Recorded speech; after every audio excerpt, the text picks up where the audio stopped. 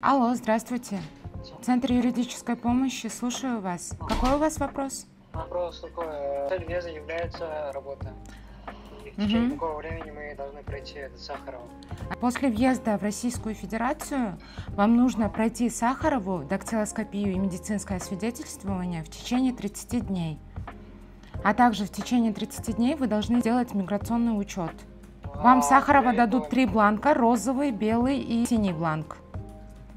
А зеленая карта вам выдается на 10 лет. мы можем забрать зеленую карту в течение какого времени? В течение недели можете забрать, после того, как анализы сдадите и, получается, дактилоскопию, отпечатки пальцев пройдете. Что в течение 90 дней, календарных дней.